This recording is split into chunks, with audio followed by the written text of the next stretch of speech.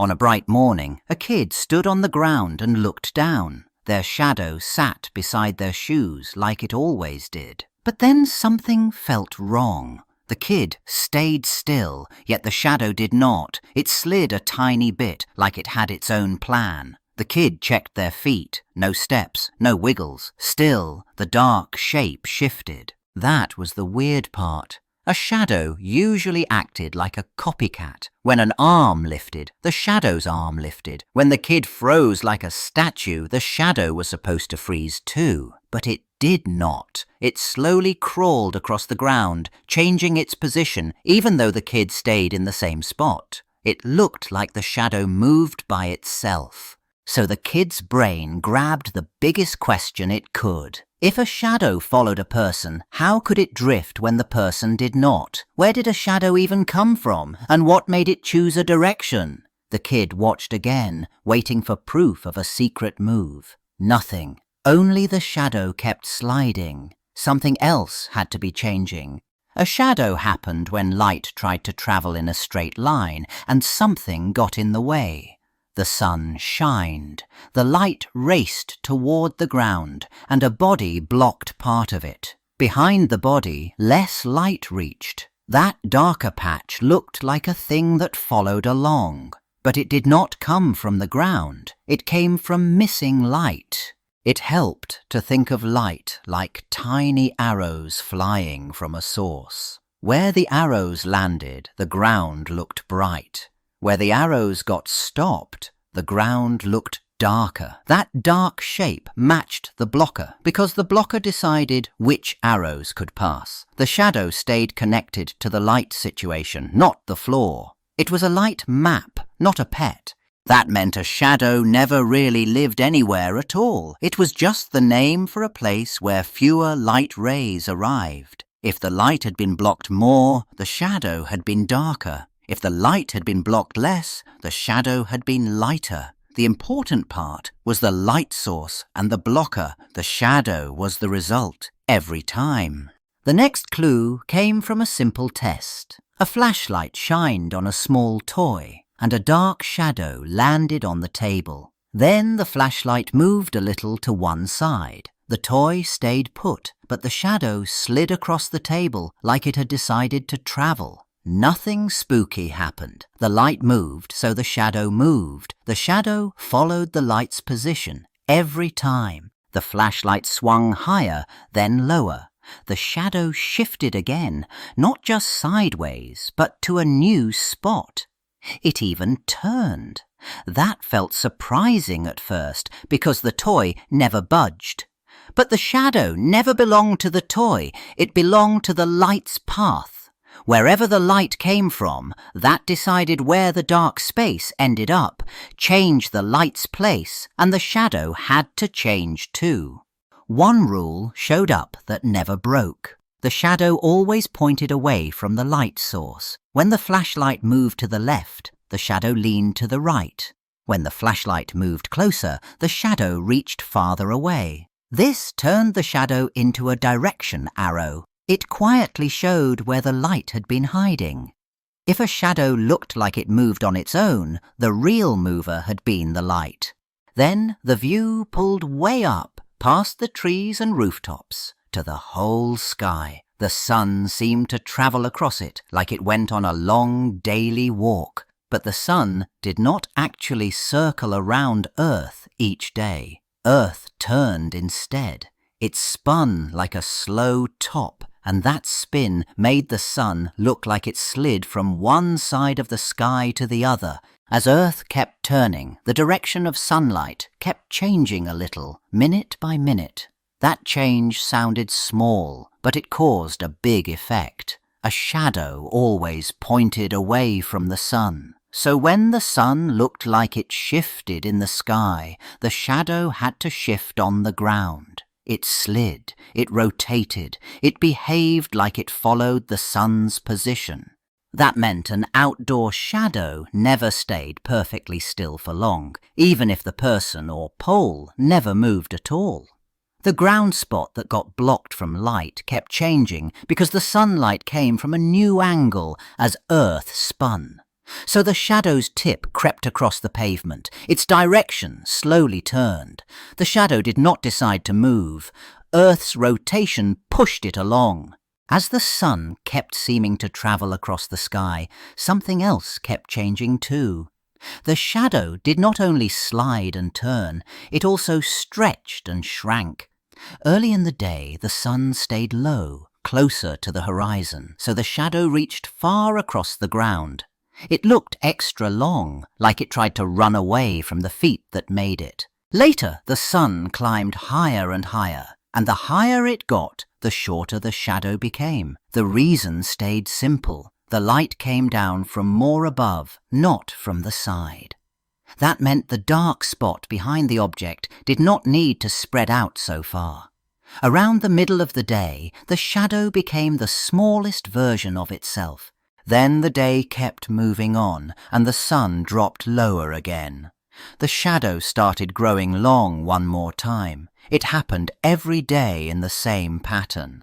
Long in the morning, short near midday, long in the evening. One idea controlled it all. The sun's height in the sky decided the shadow's length, like a dial that turned stretching on or off. Indoors, the rules stayed the same, but the changes happened faster. A lamp shone on the floor, and a shadow sat there looking steady. Then the light flickered, just a tiny bit, like a bulb that did not feel perfectly stable. The dark shape did not travel like a creature. It wiggled because the bright light behind it kept changing. A screen did the same trick. It flashed from bright to dim as pictures changed, and the shadow edge jumped along with it. A candle made it even clearer. The flame bent, stretched, and snapped back, and the shadow copied every move. The shadow did not decide anything. The light source kept shifting its shape and brightness, so the shadow shifted too. Even walking past a lamp made a shadow seem alive. As someone passed by, the lamp's light got blocked for a moment, then returned, then got blocked again. The shadow on the wall jerked and slid, even if the object making it stayed still. That quick change fooled the eye into seeing motion. The shadow never moved on its own. The light changed fast. Something surprising happened when more than one light shined at the same time. A single object did not make just one shadow anymore. It made two, sometimes even three. One came from the bright window light, and another came from the ceiling light. Each shadow pointed away from its own light source. The object stayed still, but the shadows showed that the light did not come from just one place. Then the edges of the shadow stopped looking sharp. They turned fuzzy, like a soft blur. That happened because one light filled in the dark made by the other light. The darkest part stayed in the middle, but the sides looked lighter. A shadow edge did not have to be a clean line. More lights meant softer shadows. That softness became a clue that extra light sources had been helping out. Next, the shadow shifted even when the object stayed put. If a cloud covered the window shadow faded, and the ceiling shadow suddenly looked stronger. If someone dimmed one lamp, one shadow shrank, while the other one seemed to take over. The shadows did not move by magic. The balance between the lights changed, and the shadows followed that change, sliding and swapping which one looked most important. Your brain had to make fast guesses about the world. One big guess was where the light came from. It used clues like which side looked brighter and which side looked darker. Most of the time, it guessed right, and everything made sense. But a tricky pattern, a sharp edge, or a striped surface sometimes pushed the brain toward the wrong answer. Then a shadow seemed to shift, even when the light barely changed. Edges mattered a lot because the brain treated them like important borders. If a dark patch slid across a bumpy shape, the brain often decided a shadow moved, not that the surface changed. And when thin clouds passed in front of the sun, the light did not just get dimmer, it changed unevenly. Bright spots and dim spots traveled over the ground. The brain tried to track them fast, and that tracking sometimes looked like shadow motion. The strangest part happened when the change stayed tiny. A slow drift in brightness or a soft, blurry shadow edge gave the brain less to measure. So it filled in the missing details. It guessed a direction, then a movement, and it stayed convinced. The shadow felt alive. But part of that motion came from interpretation, not from a real object sliding around. Subtle changes fooled the brain the easiest. A shadow had looked sneaky, like it slid all by itself. But a shadow had followed rules every time. So a simple checklist got used, like a shadow detective plan. First, the light source got found. Was it the sun, a lamp, a screen? The shadow always pointed away from it. That one step already explained a lot because the shadow's direction had told where the light came from. Next, the light source got checked for movement. The sun had seemed to travel, and indoor lights had shifted when someone walked past or bumped a lamp. Even a small change had pushed the shadow across the floor. Then the detective looked for extra lights. A window plus a ceiling light had made more than one shadow, or a blurry edge that slid when one light changed. One shadow that moved had often been two shadows trading places. Last, the detective watched for flicker and clouds. A candle had fluttered, a screen had pulsed, or a cloud had drifted across the sun, and the shadow had jumped or wiggled without anything moving at all. That had been the big trick. The checklist turned spooky into testable.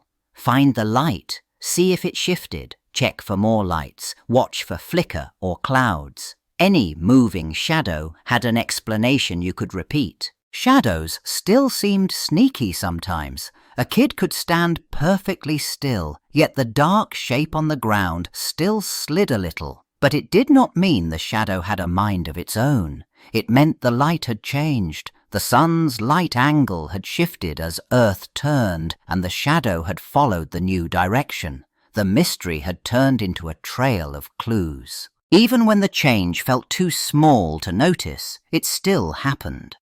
A cloud could have softened the sunlight for a moment, then brightened it again. A lamp could have flickered, or a second light could have added a faint extra edge. And the brain had filled in the rest, guessing motion when edges slid or faded. What looked like a moving shadow had matched a changing light story. That was the big difference from the first time it felt spooky. Now the shadow acted like a pointer, showing what the light had done. A kid could check the sky, watch the lamp, or look for another light nearby.